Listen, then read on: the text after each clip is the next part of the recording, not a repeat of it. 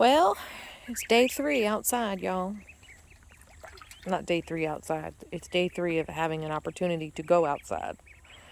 But I think tonight they're going to stay outside.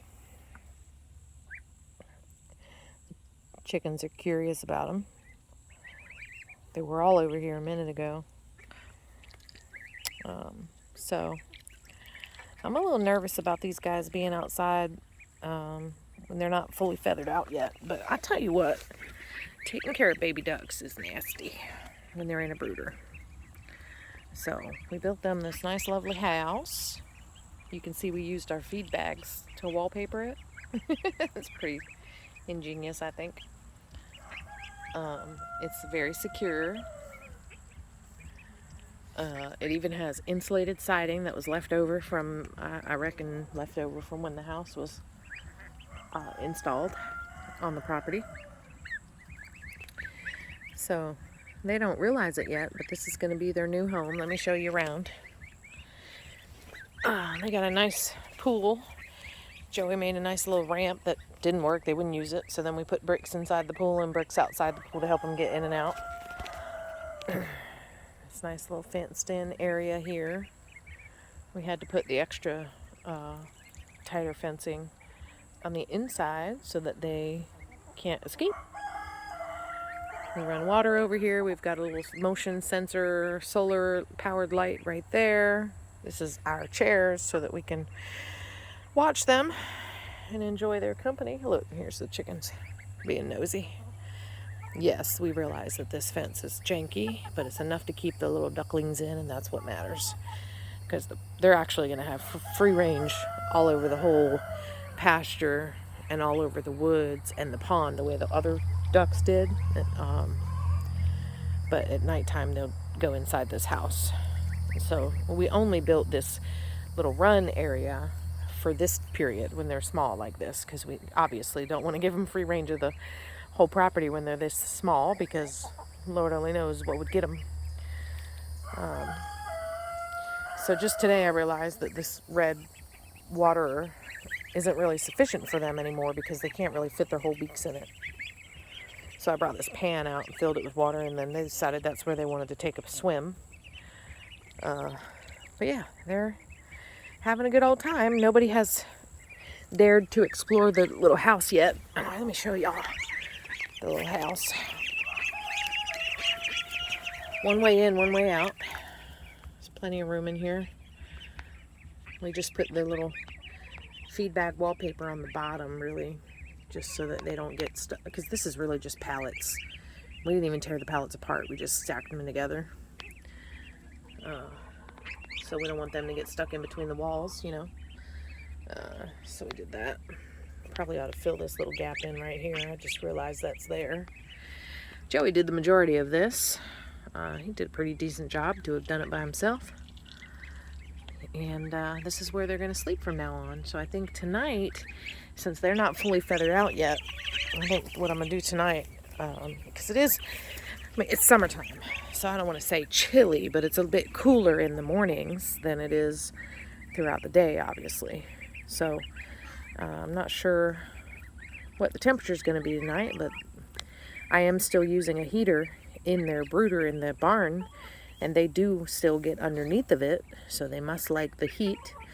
So I'm going to run an extension cord because there's power right over here on the other side of this structure where the water comes. There's a water spigot and there's power outlet over there, so I'm going to run an extension cord over and put their little heater inside their little house when I put them to bed tonight. Make sure they're nice and warm and safe. I'm not going to put any food and water inside the shelter because I don't want to mess. So, see how it goes. It's always a little bit nerve-wracking when you first transition any animal to a new environment or new situation, because you don't know if it's, well, I suppose people that have been doing this their whole lives, they know exactly when the right time is and how to do everything right and whatever. But for someone like me who has not been doing this their whole life, or even for very many years at all, I've only been doing this a year, then it's a little nerve-wracking for me when I do something new with any of my animals, because I question myself, am I doing the right thing at the right time, you know. Now, obviously, we all know that we've made mistakes thus far on our little homestead here, which is how we lost the ducks that we lost, how we lost the kid goats when we lost them, you know. I know that every person that's running a homestead or a farm and is into any animal husbandry of any animal of any kind is going to lose animals for various reasons, some of which are outside of their control. But I do strongly believe that some of my inexperience has led to the loss of some of the animals that we lost thus far. With that said, though, I don't think we've lost an exceptional amount. We've done pretty good with caring for the animals that we have, but we did lose the ducks. So that's why we built this shelter. So we can train them to go to bed at night. They'll be inside their shelter. We'll let them out in the morning. They'll have free range of the whole property. And it might be a little early to put them out, but it's really very hot inside of our metal barn. It's about 101 degrees in there, and they're in there panting, and they go through water so quickly. So they may be better off out here in the shade with free access to water to swim in and cool off. We are in Florida, after all. It's very hot. So, look at that gosling trying to eat the grass. She's doing a pretty good job. The other day, when I had him out here, I had to pick the grass off myself because she hadn't quite figured out how to yank the grass so that it would break. But looks like she's doing fine now.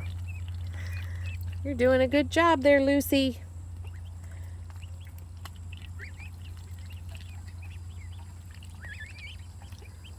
Man, I love these guys. Look at them swimming in the drinking water.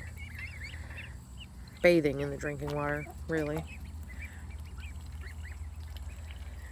Alright, y'all. I just thought you might want to see a few minutes of the little ducklings. Look, all the chickens are back being nosy.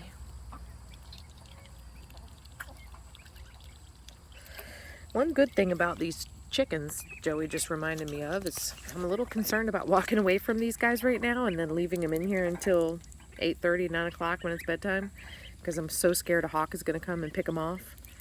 But then I remembered my meat chickens are Jersey Giants, and they're black Jersey Giants, and they resemble crows slightly.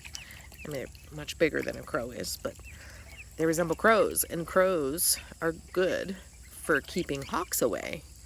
And in fact, I have seen a few less crows around the property since these Jersey Giants have been here. Now, these guys, though, are getting processed tomorrow, so they're going to be gone. I think we might keep 1 or 2 of them, but the rest are going to be processed. And if I do keep 1 or 2 of them, they're going to be over there with the rest of the layers, which is over there. You can see through the fence those chickens over there. That's where they'll be. And then the next batch of meat chickens are actually Buff Orpingtons, not a really traditional meat chicken breed that folks raise. A lot of people raise broilers and Red Rangers and that kind of thing, but I'm just different, I suppose. Hey girls, how y'all doing? Hey.